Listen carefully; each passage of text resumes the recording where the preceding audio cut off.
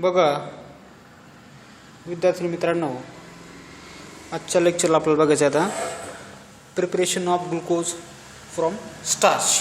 आपल्याला काय तयार करायचं आहे? ग्लुकोज तयार करायचं आहे. कशापासून तयार करायचं आहे? स्टार्चपासून तयार करायचं आहे. आता मागच्या वेळेस आपण काय तयार केलं होतं? मागच्या वेळेस सुद्धा आपण ग्लुकोज तयार केलं, पण कशापासून तयार केलं होतं? फ्रॉम शुक्रोजपासून. आता या लेक्चरमध्ये काय करायचं आहे? ग्लुकोज, पण कशापासून? स्टार्चपासून. बघा आता, commercially glucose is obtained by hydrolysis of starch by boiling it with dilute sulfuric acid at 393 Kelvin under 2 to 3 atmospheric pressure. आता या ठिकाणी काय सांगितलं त्यांनी थेअरीमध्ये? ग्लुकोज कसं ऑब्टेन करायचं? याचं हायड्रोलायसिस करायचं. कोणासोबत? स्टार्च सोबत, हे की नाही? By cooling it with dilute sulphuric acid. आणि कूल झाल्यानंतर त्याला काय, त्याच्यामध्ये काय ऍड करायचं आपल्याला? डायल्यूट सल्फ्युरिक ऍसिड ऍड करायचं. आणि त्या ठिकाणी त्यांनी टेम्परेचर किती सांगितलं? 393 kelvin under 2 to 3 atmospheric pressure. Pressure किती सांगितलं? 2 ते 3 ॲटमॉस्फेरिक प्रेशर. बघा आता, स्टार्चचं सूत्र काय आहे? C6H10O5N plus NH2 starch plus water molecule. याचं हायड्रोलायसिस, याला टेम्परेचर वापरलं 393 केल्विन आणि प्रेशर किती दिलं? 2 to 3 ॲटमॉस्फेरिक प्रेशर. काय तयार झालं? याचं ग्लुकोज. समजला किती सोपं प्रेशर आहे? स्टार्च घेतलं विथ वॉटर मॉलिक्यूल, त्याला आपण हायड्रोलायसिस केलं. बॉईल केल्यानंतर त्याच्यामध्ये काय केलं आपण? त्याला ऍड केलं. काय केलं? ऍड केलं सल्फ्युरिक ऍसिड ऍड केलं. त्याला टेम्परेचर किती दिलं? 393 केल्विन आणि ॲटमॉस्फेरिक प्रेशर किती दिलं? 2 to 3 ॲटमॉस्फेरिक प्रेशर. आणि काय तयार झालं? आपलं ग्लुकोज तयार झालं. कशापासून? स्टार्चपासून. आता पुढे बघा, structure and properties of glucose. ग्लुकोजचं स्ट्रक्चर कसं असतं, त्याची प्रॉपर्टी काय काय असते, हे आपल्याला आजच्या लेक्चरमध्ये बघायचं. बघा आता, glucose has an aldohexose structure. In other words, glucose molecule contain one aldehydic, that is formyl group, and the remaining 5 carbon carry one hydroxyl, that is OH group. Each the 6 carbon in glucose from one straight chain. This aldohexo structure of glucose was established on the basis of the following chemical property. आता glucose हे काय आहे? Glucose हे अल्डोहेक्सो structure आहे. हा कीटोहेक्सो आहे का? नाही. कोणतं स्ट्रक्चर आहे? अल्डोहेक्सो स्ट्रक्चर आहे. बरोबर आहे. याच्यामध्ये काय आहे? Contain one aldehydic. कोणता ग्रुप आहे? त्याच्यामध्ये एक अल्डेहाइडिक ग्रुप आहे, फॉर्मिल ग्रुप. त्याला कोणता म्हणतो आपण? फॉर्मिल ग्रुप म्हणतो. आणि रिमेनिंग 5 कार्बन कसे? हायड्रोक्सिल ग्रुप आहे. एक अल्डेहाइड ग्रुप आहे आणि रिमेनिंग 5 कसे? That is a hydroxyl group और OH ग्रुप आहे, हे की नाही? 6 कार्बन इन ग्लुकोज. ग्लुकोज मध्ये किती कार्बन आहे? 6 कार्बन आहे. आता खाली कोणती प्रॉपर्टी सांगितली बघा त्यानं. Molecular formula of glucose was found to be C6H12O6. आता मॉलिक्युलर फॉर्म्युला कसा आहे ग्लुकोजचा? C6H12O6 on the basis of its elemental composition and colligative property. आता मॉलिक्युलर फॉर्म्युला कसा आहे याचा आहे? C6H12O6. हा कसा आहे? Basis of its elemental composition colligative property. हे कशावर डिपेंड? याच्या एलिमेंटल कंपोजिशन आणि त्याच्या कोलिगेटिव्ह प्रॉपर्टीवरती ते सगळं डिपेंड आहे.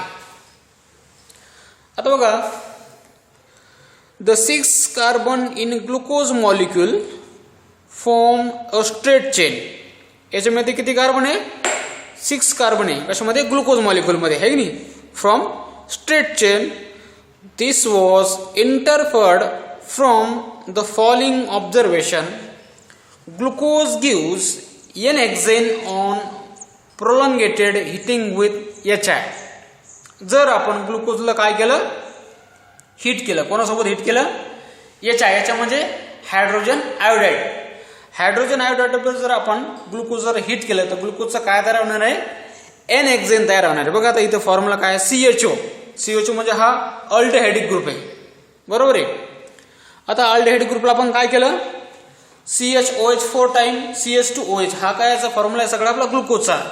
कोणासोबत ट्रीट केला आपण याला, याच्या म्हणजे हायड्रोजन आयोडाइड सोबत. याचं काय तर झालं CH3 single bond CH2 time single bond CH3 म्हणजे याचं काय तर झालंय N-हेक्सेन. काय तर झाले सगळे N-हेक्सेन.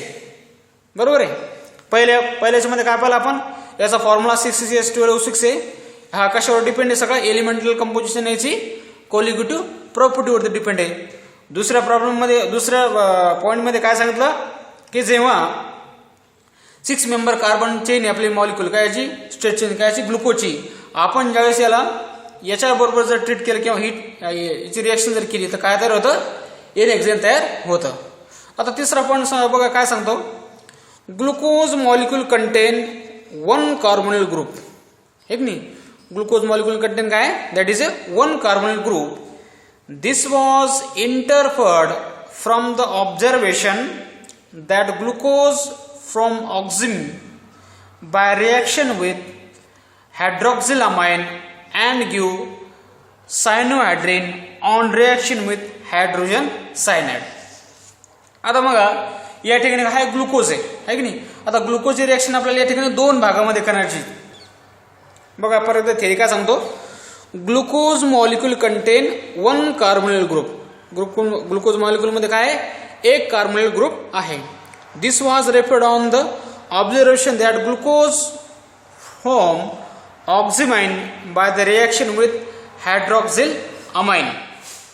आता रिएक्शन कोणाची करायची आपल्याला, ग्लुकोजची कोणासोबत करायची, हायड्रॉक्झिलामाइन सोबत करायची. And gives cyanohydrin. जेव्हा आपण याची हायड्रॉक्झिलामाइन बरोबर आपण याची रिएक्शन करू तर काय तयार होणार आपलं, सायनोहायड्रिन तयार होणार on reaction with hydrogen cyanide. 2 part मध्ये घ्यायचं म्हणा, एक तर ऑक्झामाइन आपल्याला भेटणार आहे आणि दुसरं मध्ये सायनोहायड्रिन. बघा इथे आता ग्लुकोज मॉलिक्यूल दिसतो NH2OH. बरोबर आहे, NH2OH हायड्रॉक्झिलामाइन. हायड्रॉक्झिलामाइन आपण रिएक्शन केली तर काय भेटलं आपल्याला, ऑक्झामाइन भेटलं, ऑक्झामाइन. आणि दुसऱ्या रिएक्शन मध्ये आपण कोणासोबत केलं, हायड्रोजन सायनाइड सोबत रिएक्शन केलं, सायनोहायड्रिन सोबत. तर काय तयार झालं आपलं, सायनोहायड्रिन. हे की नाही, हायड्रोजन सायनाइड रिएक्शन केलं तर काय तयार झालं, सायनोहायड्रिन. आता बघा समोर चौथ्या पॉईंट मध्ये काय सांगतो, the carbonyl group in glucose is in the form of aldehyde. This was interfered from the observation that glucose get oxidise to a 6 carbon monocarboxylic acid called gluconic acid on reaction with bromine water which is a mild oxidising agent. आता या ठिकाणी ग्लुकोजची reaction कोणासोबत करायची, bromine सोबत. हे की नाही, कोणासोबत करायची, ब्रोमीन सोबत करायची. आता ब्रोमीन सोबत यावेळी आपण याची रिएक्शन करणार आहोत, आपल्याला काय भेटणार या ठिकाणी, ग्लुकोनिक ऍसिड. बघा हा झाला आपला ग्लुकोज. बरोबर आहे, याचं काय करायचं, ऑक्सिडेशन करायचं. हे की नाही, मोनोकार्बोक्सिलिक ऍसिड. बरोबर आहे, मोनोकार्बोक्सिलिक ऍसिड काय म्हणतो आपण, ग्लुकोनिक ऍसिड. म्हणजे ग्लुकोजचं ऑक्सिडेशन केलं कोणासोबत, BR वॉटर सोबत, तर काय तर झालं ग्लुकोनिक ऍसिड. आता शेवटचं बघा 5वा point, glucose contain 5 hydroxyl group. Glucose मध्ये किती ग्रुप आहे, 5 हायड्रॉक्सिल ग्रुप आहे. This was interfered from the observation that glucose reacts with acetic anhydride to from glucose pentaacetate and glucose is a stable compound. It was further inferred that the 5 hydroxyl group are bonded to 5 deficient carbon atom in glucose molecule, that is a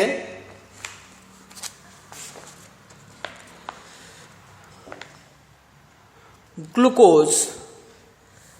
आता glucose कोणासोबत reaction केली आपण, acetic अनहायड्रेट सोबत reaction केली. आहे की नाही, तर काय तयार झालं याचं, ग्लुकोज पेंटाॲसिटेट. बरोबर, बघा इथे दिसतं ना तुम्हाला ग्लुकोज पेंटाॲसिटेट. बघा हा ग्लुकोज पेंटाॲसिटेट आणि खाली काय राहिलं आपलं ऍसिटिक ऍसिड. बरोबर आहे. आणि सगळ्यात शेवटी बघा आता glucose contain 1 primary alcoholic CH2OH group. शेवटचं बघा आता, शेवटचं पण काय सांगतो, this was interfered from the following observation, glucose and gluconic acid both on oxidation with dilute nitric acid give same dicarboxylic acid called saccharic acid. आता या ठिकाणी ग्लुकोजची आपल्याला रिएक्शन कोणासोबत करायची, कशासोबत करायची, ग्लुकोनिक ऍसिड, बरोबर आहे. ग्लुकोनिक ऍसिड सोबत आणि नायट्रिक ऍसिड. पहिले आपण हे ग्लुकोनिक ऍसिड कोणासोबत ट्रीट केलं, नायट्रिक ऍसिड सोबत. याचं झालं सॅकरिक ऍसिड आणि ग्लुकोजचे double nitric acid plus oxidation, याचं काय झालं सॅकरिक ऍसिड, बरोबर आहे. हे झालं आपलं आजचा पार्ट बघितला आपण प्रिपरेशन ऑफ ग्लुकोज. याच्यानंतरचा पार्ट आपण पुढच्या लेक्चरला बघू.